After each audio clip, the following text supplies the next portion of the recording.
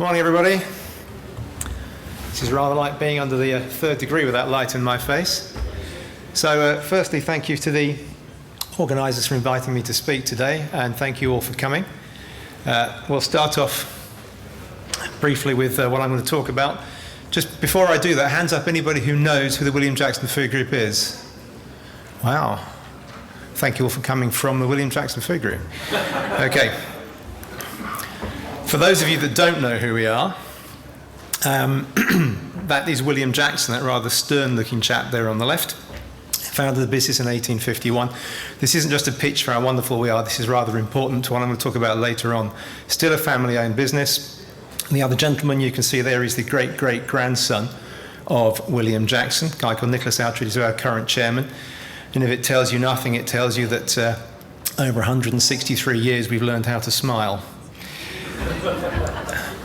The shot there, I think that's a shot from 1922, so that's not the very early days. But the William Jackson Group started with William and his wife with a shop in Hull. In those days, they were apparently known as Mr. and Mrs. Split Current because they were so keen to make sure that when they weighed out goods for their customers, not too much was given away. So they were very keen on waste from their very word go. Hopefully, you'll also recognise at least two, if not all of those names across the bottom, which are the brands within the group. Okay, what sustainability means to us. I put it in inverted commas for very good reasons. Because it's not a thing. For reasons that aren't clear to me, the word sustainability has gained a capital S over its life. It's used in a way very often that implies it is an entity, it is something which is separate to the rest of the business activities. And it's not any of those things there, and clearly it's not just about the environment or social matters. What it is, as far as I'm concerned at least, is a process, it's an outcome, it's something which is actually a characteristic of what you do, what one does. This is a pie chart made up of figures from DEFRA, and it's this, I suppose, references quite neatly back to what the last speaker was saying. If you look at those 5 segments there, I hope you can read the legend across the bottom. This is GHG, so this is measured in CO2e. Therefore, we can take it, I guess, as a reasonable proxy for all sorts of other impacts. But what you can see within UK Food and Drink is that raw materials, which is primarily agriculture, element of packaging in there as well, which will please some of the elevator pitch people from before. Most of the impact is in fields, and then the rest of what goes on is split fairly evenly between manufacturers, distributors, retailers, straight food service operators, then finally in the home, which again links back to what we've just seen on the good, the bad and the spuddly. So what we can do within our 4 walls effectively is impact our part of the manufacturing wedge, and of course in many manufacturing chains there will be multiple players. Okay, make it work. So a system, whatever that system is sustainable when it persists over the long term, and that's true of food and drink companies, it's true of marriages, it's true of anything you care to think about. So from our perspective, sustainability simply means the ability to continue over time. What's changed over recent years is that we now have to think about factors that didn't used to play into considerations when resource constraints weren't as significant as they are today, or when the communities around us were less able to interact with what goes on, and Martin has already spoken about the impact of social media, the immediacy of how the world sees what any organisation does. So sustainability is part of maintaining the licence to operate. Those of you who are old enough to remember Gerald Ratner will know that losing licence to operate can be done in many ways. Those of you who are too young to remember Gerald Ratner, go and Google him when you go home and have a good laugh at his expense. So communicating sustainability, you'll notice I've not given it a capital S there either. In order to deal with the understanding issues around the topic, if you were to ask all of you in this room to define sustainability, I imagine there would be as many definitions as there are people in the room. Not if you ask the front row, of course, because that's fairly empty, but if you ask the rest of you, you get lots of different thoughts about what it means. And the word is one of many that is used in a jargon-like sense. People talk about sustainability, they talk about resilience, and this to me is rather like medieval theologians debating the number of angels that can dance on the head of a pin. A lot of it doesn't really matter when you get stuck into all of those rather arcane definitions. And I should say this is an equal opportunities venue, so other belief systems are available. So what does it mean to us? We don't talk about sustainability particularly in terms of how we present ourselves to the outside world. We talk about responsible business. We've been around for 163 years. We aim to be around for at least 163 more. Nicholas, who I mentioned before, is the 5th generation of the shareholding owners. There are 6th generation members as non-execs on the board today. There are 7th generation members alive and in primary school, maybe secondary school. And the aim is that we can leave for them a business that they continue to be proud in over the coming generations. So we talk about being responsible, and we talk about the areas in which we demonstrate that responsibility. And what you will see there are hopefully what you will understand to be words that have a meaning, going back to my communication slide, a meaning to normal people who aren't sustainability professionals. What I'm going to do over the next few slides, where I'll spend the bulk of my time, and hopefully somebody's going to wave something at me because I forgot to put my stopwatch on when I stood up, I'm going to talk about each of those areas.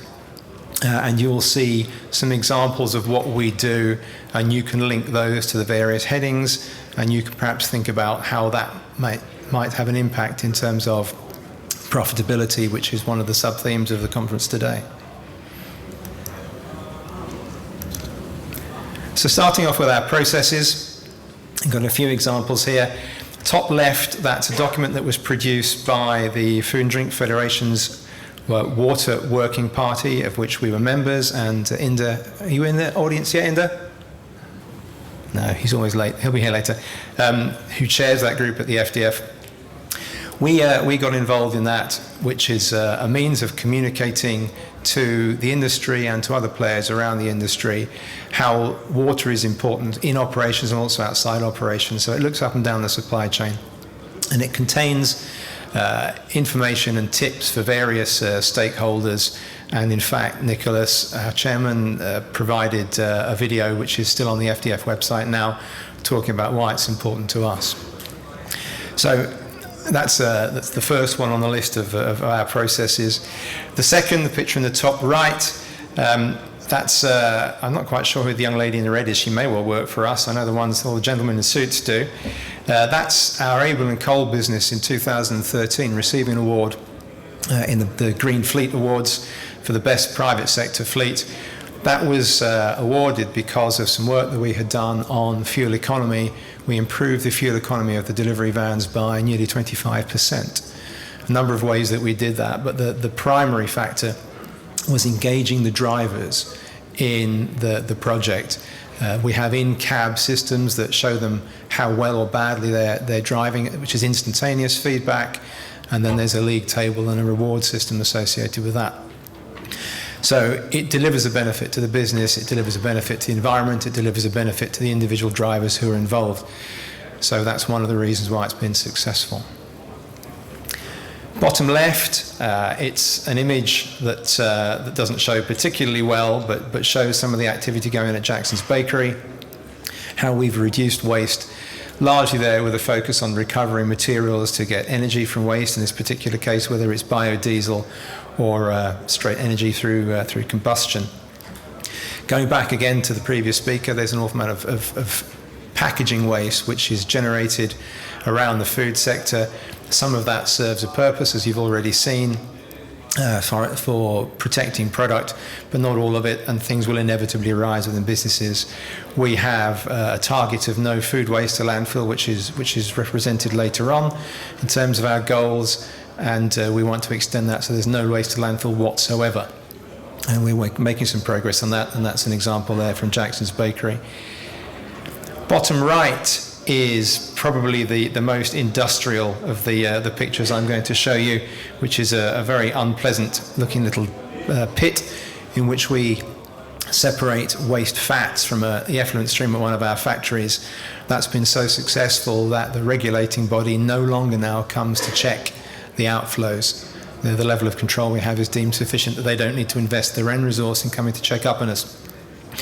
So as well as the cost benefits that we've derived from recovering the material, we've also got the administrative benefit, put my teeth back in, where we no longer have to host visits by the regulator. In terms of how we work, I'll talk a little bit about the IGD now, the Institute for Grocery Distribution. They are running a year-long activity called Working on Waste, partnered with WRAP. You've already heard about WRAP's Love Food, Hate Waste campaign from the previous speaker. You would think that we talked to each other before these, but we didn't, honestly. This is all just complete serendipity.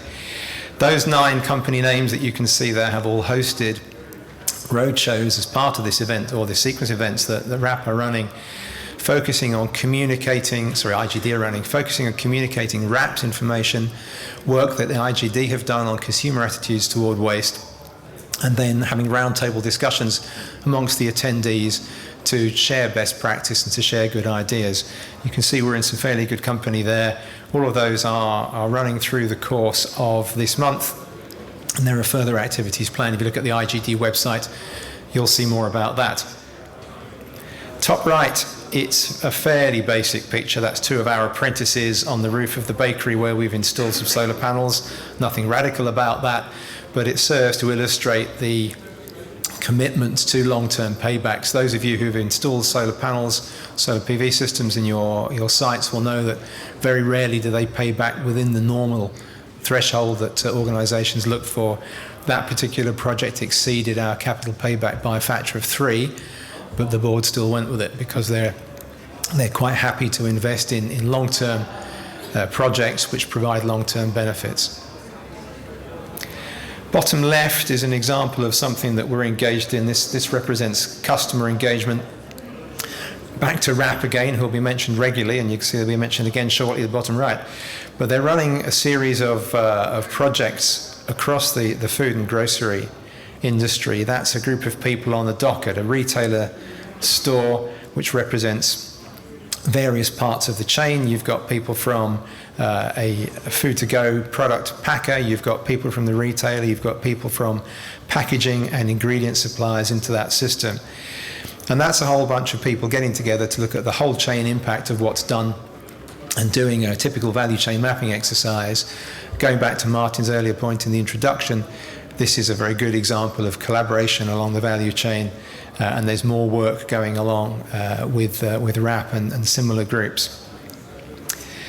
Bottom right, if you've got extraordinarily good eyesight or you've brought binoculars, you can see right down at the bottom of that, which is a snip from WRAP's website. You can see something which makes reference to a project on onions. There are a couple of people in the audience who've sat through me talking about onions. You'll be pleased to know you're not going to see the video today. But that's another project which is looking at the impact of collaboration and the benefits of collaboration. Is that 1 minute left? Wow, okay, I'll really have to race through the rest then. And we've worked with a supplier, a grower, and what we're doing there is to look for benefits up and down the value chain. Very quickly through these then. Top left, we are planting 200,000 trees in Hull by 2051, which is the 200th anniversary of the founding of the business. There's an example of long-term commitment if ever you saw one. I will be retired and probably dead by the time that's finished, but we're doing around 7,000 trees a year at the moment, and we've opened that up to other businesses and community groups within the city. There was a project in Hull a couple of years ago called the Green City Vision, and one of the things that came out of that was that children in the city wanted more trees. So we're doing a piece of work to provide that. Top right, like many of you, we have volunteering programs. I don't know how common it is in terms of most of you, but we get our employees involved in choosing what they do. We don't just organise things and look for people to go along. I think something like 60% of FTSE companies have volunteering schemes, so it's not at all uncommon. Bottom left, you've got, again, it's from Jackson's Bakery there. You probably won't be able to see the names, but there's a list on that sign at the back which shows local community groups and charities to whom we have donated bread, which is obviously a very common material that people look to use. Bottom right, Goodwin Development Trust has been going for 20 years in Hull. It's a third sector organisation that we partner with that does lots of work in the community. We're just about to start up with them a training line so that we and they between us can provide employment skills for either school leavers or long-term unemployed, which clearly has a benefit to us as well as to them and the individuals concerned. And in terms of what we use, some rather threatening pictures of animals there, I have to say. They're not supposed to be quite so threatening as they look, but top left, if you look at the Aunt Bessie website, you will see the Aunt Bessie 8 Promises, which is some of the stuff that we do to provide assurance to consumers that they're going to get what they think they're going to get when they buy Aunt Bessie products, and those are a few of the certification schemes that we use.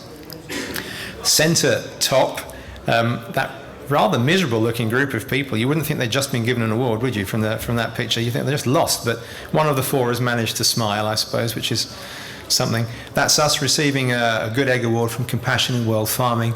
Is that shut up and leave stage now? Okay, right, I'll be very quick. Compassion in World Farming for moving away from caged eggs. Top right is a piece of work we did with, again, the Food and Drink Federation, looking at sustainability in the supply chain, providing advice, an example of collaboration. I won't talk too much about the animals, but all of our waste food goes to stock feed where it can. And so finally, we've talked about collaboration. Martin has talked about collaboration. The whole is genuinely greater than the sum of the parts.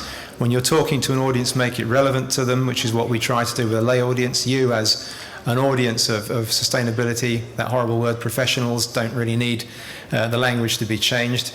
It isn't hard to do something, really. Make sure that the things that you do suit your business and brand values. And generally speaking, in our experience, you're better off doing something, even if it's not the best thing you could do, rather than waiting forever to do the perfect thing, because you'll never find it. And that's it. Thank you very much.